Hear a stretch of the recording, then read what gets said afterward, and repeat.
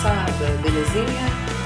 Bom, a partir de agora a gente vai começar a tratar o coração mais do ponto de vista fisiológico, né? Então falamos da anatomia, da histologia. E aí, como eu falei para vocês durante a histologia, a camada do miocárdio é a camada que nos interessa, né? É a túnica cardíaca de interesse, porque é ela que vai produzir a função do coração. Então, nessa videoaula, a gente vai começar a abordar o miocárdio de uma maneira mais focada. Então, vamos ver mais detalhes dessa túnica. E aí, a partir daí, a gente já faz o link para a função. Entendendo o tecido, as suas células, a estrutura celular, a gente entende como esse tecido trabalha, tá? Como que ele funciona. Então, vamos agora cair de cabeça no miocárdio? Então, vem comigo. A gente viu anteriormente, né, naquela visão geral que eu passei para vocês sobre o miocárdio. O miocárdio é o tecido muscular cardíaco, né? Então é a parte de músculo do coração. E esse músculo é um músculo estriado, semelhante a um músculo esquelético, né? Só que a gente vai ter algumas diferenças, né? O músculo cardíaco, em relação ao músculo esquelético, ele é diferente, primeiro ponto, porque ele apresenta dois tipos celulares, que são as células marca-passo e os cardiomiócitos que eu comentei com vocês. Então é o seguinte, essas células, por que são dois tipos, né? Cada uma vai ser responsável por uma atividade do coração.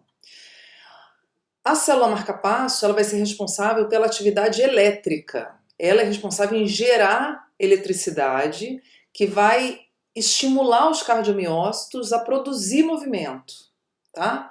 Então elas são os elementos assim primários do funcionamento cardíaco. E os cardiomiócitos são responsáveis pelo movimento, então eles são responsáveis pela atividade motora do coração, né? Eles são responsáveis pela mecânica de contração. Então a gente vai falar dessas duas células desse ponto de vista funcional, tá ok? Bom, então lembrando, essas células vão estar organizadas numa estrutura chamada sincício, que eu comentei com vocês, onde essas células estão amplamente conectadas, né, onde é difícil individualizar cada uma delas, né, elas estão bem próximas e existe uma continuidade de um meio intracelular para o outro, e isso vai ser muito interessante para facilitar a propagação do impulso elétrico, tá? Do estímulo elétrico, né, que é o potencial de ação. Então ele vai se propagar muito rapidamente nesse tipo de tecido. Então a gente vai ver bem isso, tá? Essa estrutura tecidual. Então, nesse vídeo a gente vai focar nos cardiomiócitos, porque o nosso foco principal vai ser primeiro falar do componente mecânico do órgão. Depois, a gente vai falar do componente elétrico, tá ok? Então vamos seguir, vamos ver aqui como é que é isso. Então vamos dar um foco especial para o cardiomiócito, que é a célula contrátil, é a célula que vai gerar essa atividade mecânica. Então olha só, gente, aqui eu coloquei uma descrição dessa célula, né, de algumas estruturas que estão presentes nela, tá ok? Então, como é uma célula que depende de estímulo elétrico, quer dizer, de potencial de ação para funcionar, a gente vai ter nela, claro, canais voltagem independente. Então, no organismo a gente tem as células chamadas excitáveis, que são essas células que despolarizam e repolarizam, quer dizer, que produzem um potencial elétrico, né? Então, essas células normalmente são neurônios e células musculares, tá? Então a gente vai ter aqui canais de voltagem independente na membrana, a gente vai ver mais isso, mais detalhe quando falar da parte elétrica. Então são células excitáveis, né, capazes de gerar um potencial elétrico. A gente tem uma estrutura importante chamada túbulo T nessas células, que na realidade é uma invaginação da membrana plasmática para dentro, que é cheio de canal também, isso auxilia na propagação desse impulso elétrico. A gente vai ter uma organela citoplasmática chamada retículo sarcoplasmático, que é na realidade um retículo endoplasmático liso. A gente tem essa estrutura também no músculo esquelético, tá, gente? Assim como o túbulo T a gente também tem no músculo esquelético. A diferença é, né, esse retículo sarcoplasmático, ele é um estoque intracelular de cálcio. Então é um grande bolsão cheio de cálcio dentro. Por que tem que ter estoque de cálcio na célula, gente? O cálcio vai ser essencial para o processo de contração muscular. A gente vai ver aqui, tá? Então, no músculo esquelético, a gente tem grandes retículos sarcoplasmáticos dentro da fibra muscular, né, dentro da célula que é chamada de miócito, que é a célula do músculo esquelético.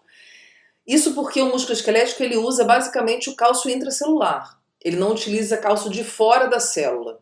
Já o músculo cardíaco ele usa tanto o seu estoque interno, quer dizer, do retículo sarcoplasmático, como cálcio proveniente do meio extracelular. Então o que acontece? O estoque da célula cardíaca ele não é tão grande, ele é menorzinho, tá? Já que ela utiliza o cálcio que vem de fora também. Já do músculo esquelético ele depende só do cálcio interno, então ele precisa ter um estoque muito grande. A gente sabe disso porque quando existe redução das concentrações de cálcio no sangue, isso tem impacto direto na atividade de contração do coração, tá? Bom, então existe uma diferença do tamanho do retículo sarcoplasmático entre os dois tipos musculares, né? O túbulo T no músculo cardíaco ele é maior também do que do músculo esquelético, isso para poder facilitar o acesso desse cálcio de fora. E a gente tem um sarcômero. O sarcômero é que vai dar aquele aspecto estriado ao músculo, tá? De estrias claras e escuras aparecendo de maneira alternada.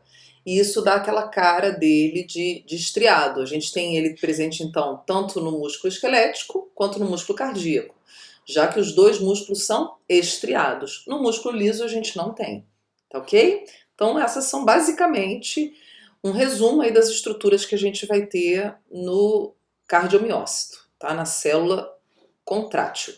Bom, então aqui está o sarcômero, que é o cara que vai produzir o movimento. Então a gente chama o sarcômero de unidade funcional motora. Então essa é a estrutura que está aqui, gente. Essas linhas, na realidade, são proteínas filamentosas, quer dizer, compridas.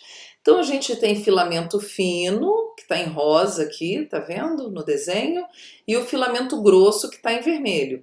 E eles são organizados assim de forma alternada, tá?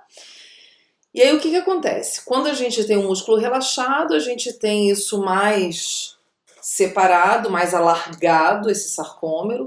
Então a gente tem um sarcômero aqui, ó, no meio, nessa figura aparecem três, ó, outro aqui do lado e um outro do outro lado, tá? E quando ele está contraído, a gente tem uma aproximação maior, tá vendo? Uma sobreposição maior entre os miofilamentos, né? Então aqui, ó, tem um espacinho onde a gente não tem sobreposição de fino e grosso, tá vendo? Só tem fino aqui, ó, nessa porção aqui, entre um sarcômero e outro. Aqui a gente já não tem, a gente tem totalmente uma sobreposição em 100% dos miofilamentos. Então a gente chama esses filamentos de miofilamentos. Mio, músculo, filamento, claro, né, de proteína. Então são os filamentos do músculo, tá ok? Então são dois tipos. Então nessa videoaula a gente vai entender a estrutura do sarcômero, porque graças a essa unidade aí, que está no citoplasma das células, é que a gente vai ter atividade de motricidade, a gente vai ter movimento, tá ok? Então vamos entender como é que é. Ó. Então aqui uma animaçãozinha, uma GIF, mostrando o trabalho desse sarcômero, tá vendo? Então ele relaxado, contraído, relaxado, contraído, estão vendo? Parece uma sanfoninha, né? Onde a gente tem a aproximação desses delimitadores do sarcômero que está aqui, ó, que são essas linhas que estão no sentido aqui vertical. Essas linhas são chamadas linhas eixo, elas que delimitam um sarcômero do outro. Então aí nessa imagem está aparecendo dois sarcômeros, tá? O filamento fino em verde e o filamento grosso está aqui em vermelho alaranjado aqui. Então, esse trabalho do sarcômero é que possibilita esse trabalho do coração. Então, são milhares de sarcômeros produzindo esse trabalho que vai gerar, no final, né, o conjunto deles, o trabalho total do coração aqui, ó.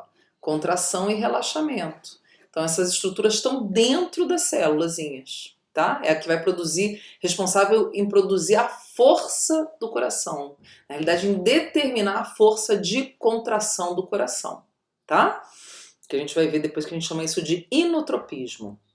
Então, olha só, aqui, bem legal essa figura, porque a gente tem um desenho do sarcômero e do lado a gente tem uma foto do sarcômero. Então, é uma foto de uma microscopia eletrônica, né, tem que ser, para ter esse nível de detalhe aqui, são estruturas muito pequenininhas, são moléculas que estão no citoplasma da célula. Então, registrar isso aí, só microscopia eletrônica. Então a gente tem aqui o equivalente, tá vendo? Então o sarcômero relaxado, aqui na microscopia a gente vê então a banda escura mais no centro dele e as bandas claras nas laterais, próximas às linhas E. Aqui ele iniciando uma contração, ó, então essa banda clara, tá vendo? Ela vai diminuindo. Aqui mais contraída e aqui totalmente contraída, aí você quase não vê banda clara. Você tem uma sobreposição total desses miofilamentos. Então, na realidade, gente, eles deslizam um sobre o outro, tá? Bom, o miofilamento grosso é o filamento de miosina. Então, ele é chamado miosina, tá? Então, na realidade, são várias moléculas de miosina, estão vendo aqui? Parece até um taquinho de golfe, né? Mas seria um taco de golfe com duas cabecinhas, ó. Então, a gente tem esses miofilamentos, aqui é o monômero de miosina, quer dizer, uma unidade, que são polimerizadas, elas são unidas e formam essa estrutura que está em cima, tá vendo? Então a gente tem as miosinas, elas colocadas em sentidos opostos, né? A gente vai ter um grupo com as cabecinhas delas, essa porção maior é chamada de cabeça da miosina, virada para um lado e outro grupo virado para o outro. O centro do sarcômero está bem aqui, ó, nessa parte onde a gente não tem essa estrutura de cabeça da miosina, que é como se fosse a ponta de um taco de golfe, não parece? Eu acho que parece. E essa estrutura aqui, gente, ele é muito importante porque ela vai ter atividade enzimática. Isso significa o quê? É uma região da proteína que é capaz de reagir com alguma outra molécula. Aqui no caso, ela vai reagir com a molécula de ATP, produzindo a hidrólise do ATP. Vocês sabem que o ATP, adenosina trifosfato, é a molécula energética. E quando as ligações da molécula do fosfato com a adenosina são quebradas, a gente tem liberação de uma grande quantidade de energia. Então, essa porção da miosina é capaz de fazer isso, tá? Então tá aqui, então a gente vai ter a atividade ATPásica da cabeça da miosina, e é essa cabeça da miosina que vai interagir com o filamento fino, que é o filamento de actina que a gente vai falar, tá bom? Bom, o filamento de actina, então, acabei de dizer, né? É o filamento fino, é aquela linha, no desenho do sarcômero é a linha mais fininha, né? Que vai estar ligada lá àquela linha que está no sentido vertical, que é a linha Z. Então, a filamento de actina está ancorada naquela linha Z. E a gente vai ter elas deslizando em cima da miosina. Então, na realidade, gente, esse miofilamento de actina, ele é um polímero. A gente vai ter várias moléculas aqui, ó. Então tem as bolinhas, que são as moléculas de actina. A gente vai ter uma outra compridona aqui, ó, que está em azul, que é chamada de tropomiosina. E mais 3 aqui grudadas nessa azulzinha, que estão em verde, que são chamadas troponinas, tá? Bom, então é o seguinte. Então a gente vai ter aqui, ó, a molécula de actina desmontada, onde a gente consegue ver as diversas moléculas que formam esse polímero. Então, o polímero, na realidade, gente, poli, ó, várias. Então, são várias moléculas grudadinhas umas na outras, quer dizer, polimerizadas, tá? Então, a gente vai ter o seguinte, ó. A gente vai ter as actinas G, que são as bolinhas maiores. Então, pensa como se fosse um cordãozinho, né? Elas se unem formando uma actina que a gente chama de actina F, que é o polímero, é o cordãozinho, tá? E aí, a gente vai ter presa nelas essas outras moléculas de proteína, que são proteínas também, tá? Uma que é filamentosa, que é a tropomiosina, né? E o complexo troponina, que são essas 3 bolinhas aqui que estão em azul, tá? Então, basicamente é isso. Então, olha só, então a gente tem a actina F, que são os 2 filamentos enrolados, então são 2 actinas F, é como se a gente pegasse 2 cordões de bolinha, né? Pensa várias bolinhas formando um colarzinho. Pegar eles 2 e enrolar assim. É a actina F, né? Então são 2 actinas F, cada cordão é uma actina F, enroladinhas. E aí a actina G é cada bolinha. Então é a actina G. Então a gente tem um polímero, a actina F na realidade é a forma polimerizada da actina G, quer dizer, a forma das actinas G unidas. Aí a gente tem a tropomiosina, que é aquele filamento, aquele fiozinho que vai passar ali entre elas. Vamos ver uma outra imagem sobre disso também para a gente fixar melhor. E as troponinas, que são aquelas 3 pequenininhas que vão estar ligadas na tropomiosina. Eu sei que é muito nome difícil, né? Mas É importante, gente, eu vou mostrar para vocês a importância de se conhecer isso do ponto de vista clínico. A gente dosa essas proteínas no sangue, principalmente as troponinas, e elas são um importante indicativo de infarto agudo do miocárdio, já que são proteínas que estão dentro da célula, então elas não podem ser encontradas no sangue. Se elas estão encontradas no sangue, é porque a gente está tendo morte celular. A célula está rompendo e derramando esse material. E aí essas troponinas são 3. A gente tem a troponina T, que ela tem afinidade pela tropomiosina, ela que está grudada na tropomiosina. A gente tem a troponina C, que tem afinidade pelo cálcio. E a gente tem a troponina I, que tem afinidade pela actina. Então, cada uma tem afinidade por um elemento do sarcômero e da actina, da molécula, e isso vai ser importante para manter essa estrutura toda unida, toda coesa, tá? Então, aqui, ó, voltando aqui, olha só.